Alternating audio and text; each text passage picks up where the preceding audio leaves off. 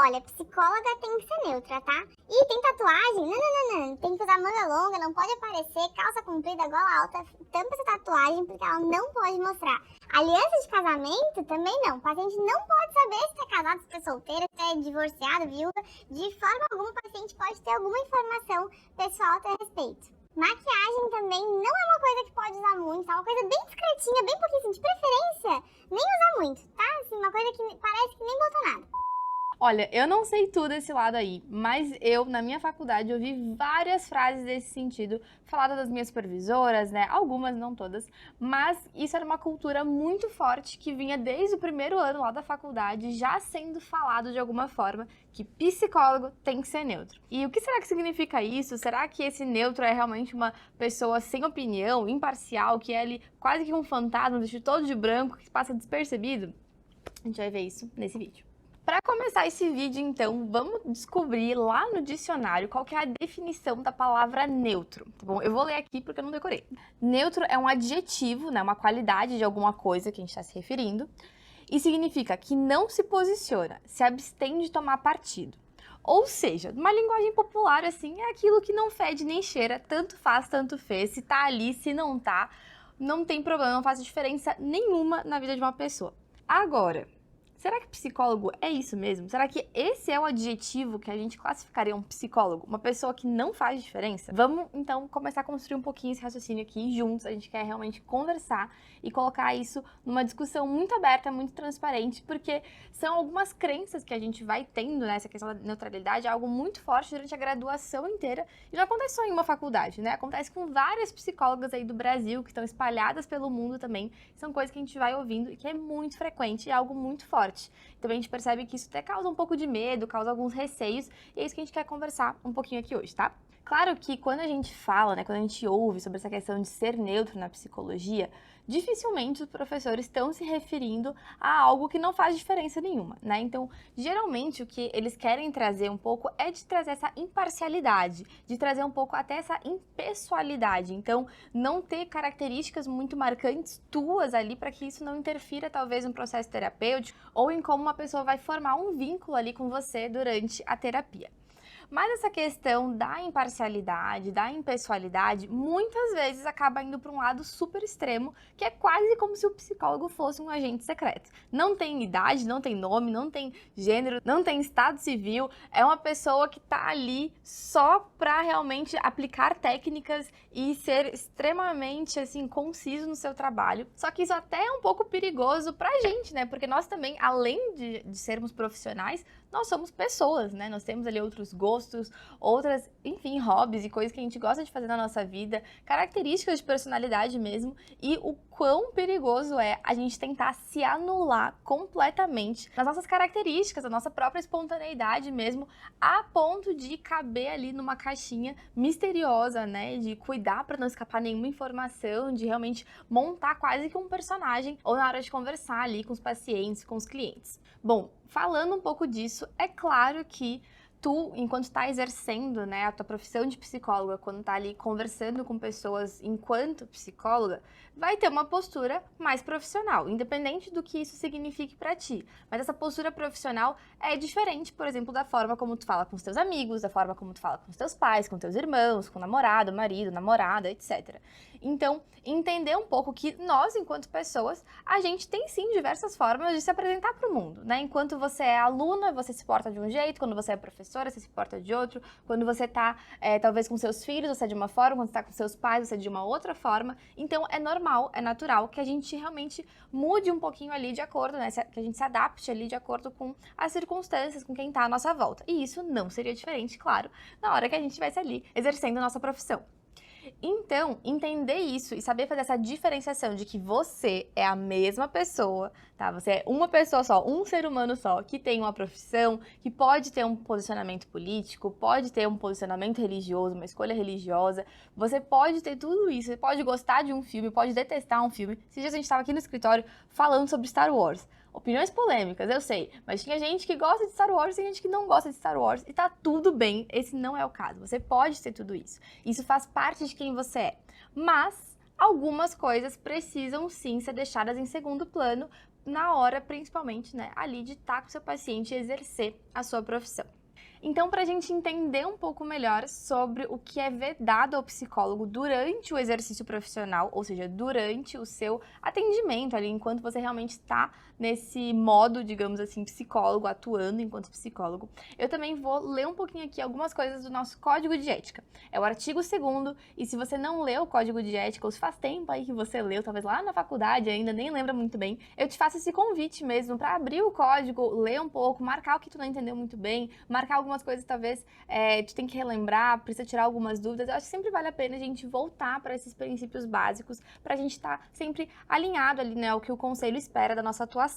Então, vamos lá. Artigo 2º, ele vai trazer várias alíneas sobre o que é vedado ao psicólogo. E aqui na letra B, fala que é vedado, então, induzir a convicções políticas, filosóficas, morais, ideológicas, religiosas, de orientação sexual ou a qualquer tipo de preconceito quando do exercício de suas funções profissionais. Ou seja, né, vou trazer aqui um pouco da minha interpretação pessoal e algumas coisas que, conversando com outras psicólogas, a gente realmente entende, né?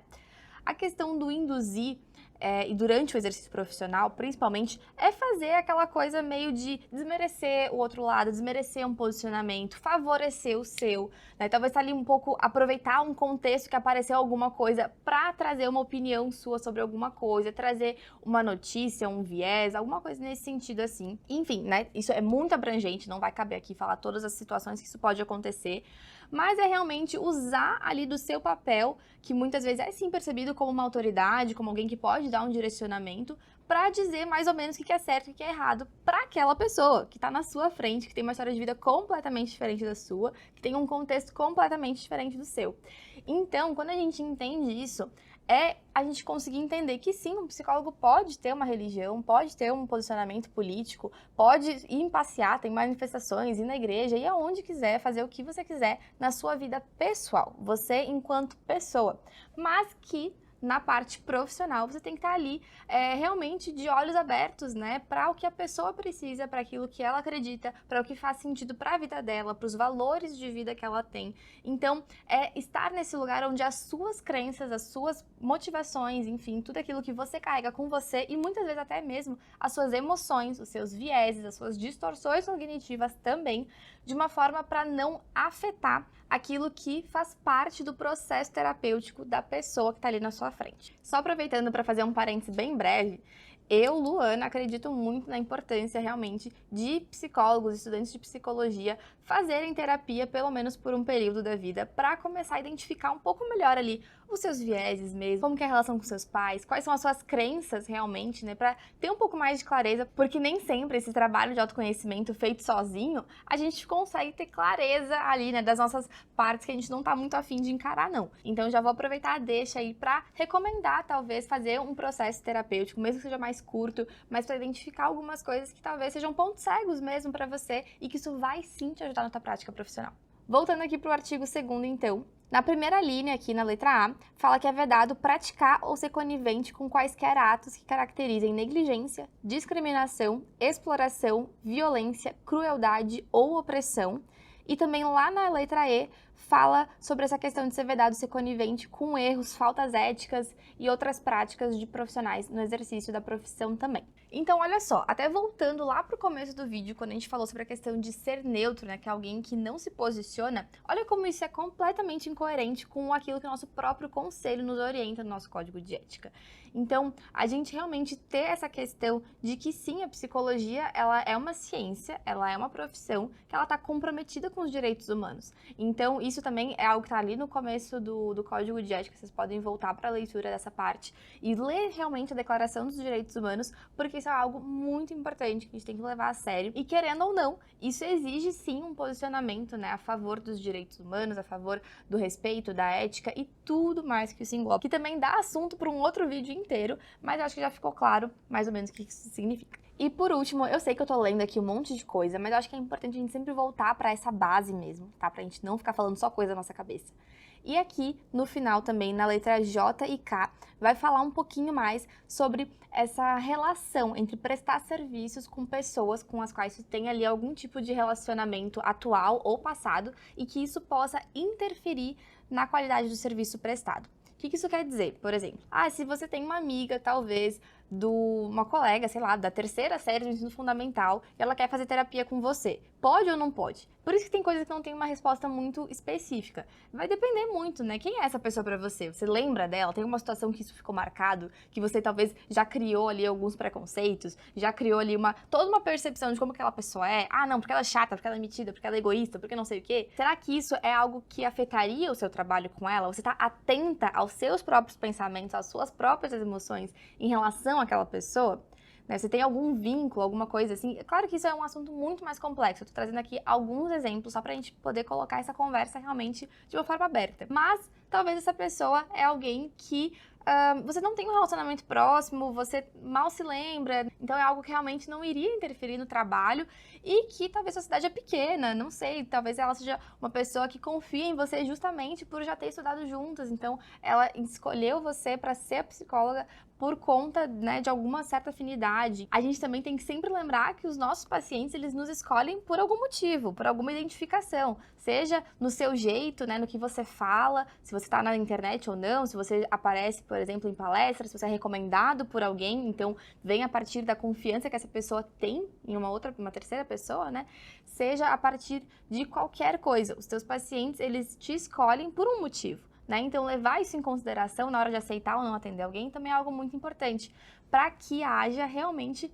essa imparcialidade no sentido de não ter julgamentos, de você poder oferecer sim o melhor tratamento possível, né, dentro ali da sua abordagem, do que você tem estudado para oferecer o melhor atendimento para aquela pessoa, realmente conquistar aquilo que ela está buscando na terapia, seja o autoconhecimento, seja ter mais qualidade de vida, melhorar os relacionamentos, mudar de profissão, enfim, seja o objetivo que for. A gente está ali para auxiliar quem nos procura a realmente encontrar, né, a realmente talvez não encontrar, né, como uma resposta certeira, mas a ter um caminho, a ter um direcionamento, a conseguir, às vezes, ter um pouco de mais clareza sobre aquilo que ela está passando, sobre aquilo que ela está vivendo. Então, tudo isso exige posicionamento, exige muitas vezes até algumas confrontações, né, de questionar algumas crenças, de se posicionar ali com alguns pensamentos, com alguns comportamentos que a pessoa está fazendo, que talvez não sejam coerentes para ela. Enfim, existe muita coisa dentro do universo da psicologia. Sim, tem bastante subjetividade, sim, muitas coisas vão depender, a gente tem que olhar no caso a caso, mas o importante, né, pra gente finalizar esse vídeo, que eu sei que ficou aqui uma conversa mais longa hoje, e eu tô muito feliz que tu assistiu até agora. Inclusive, deixa eu aproveitar e já pedir pra tu deixar uma curtida nesse vídeo, se inscrever no canal, porque isso ajuda demais, demais, demais a outras psicólogas também terem acesso ao nosso conteúdo aqui. Combinado? Então tá bom. Voltando. Então, vamos só encerrar esse vídeo aqui com o que é realmente importante entender sobre a neutralidade. Que você pode sim ser quem você é, ser do seu jeitinho ali, das suas características, falar com o seu sotaque, se vestir da forma como você se sente mais confortável dentro, né, de um contexto profissional, desde que tudo isso que você é, além de ser psicóloga, não interfira ali com o processo terapêutico do teu paciente, porque ele é o protagonista ali, né, daquele momento. Você tá ali como sendo uma auxiliadora para a pessoa conseguir encontrar os seus caminhos dentro daquilo que ela veio buscar. E isso gera uma relação de confiança, né? A pessoa não se sentir julgada, ela não se sentir que ela tá sendo imposta de fazer alguma coisa ou não achar que tem ali outros objetivos por trás da terapia que não seja o foco nela. Então, lembrar de tudo isso, absorver isso tudo e cada vez mais com a prática, isso também vai se tornando mais confortável, vai se tornando um pouco mais fácil, né, de você conseguir fazer essa diferenciação, de conseguir entender ali o que é você, pessoa, julgando e talvez pensando e se emocionando de alguma forma com aquilo, o que é coerente, tá ali no processo terapêutico também, o que é verdadeiro, o que é honesto, o que pode ser, sim, algo que vá favorecer a pessoa naquele momento que ela tá passando e o que talvez é algo que você tem que levar para sua terapia, levar para sua supervisão e deixar isso mais em off. Combinado? Então eu te faço um convite para também comentar aqui embaixo se você gostou desse vídeo, se ele foi esclarecedor e até mesmo de comentar algumas frases que você já ouviu durante a graduação. A gente quer muito saber e continuar conversando sobre isso. Combinado? Então, vamos conversar aqui.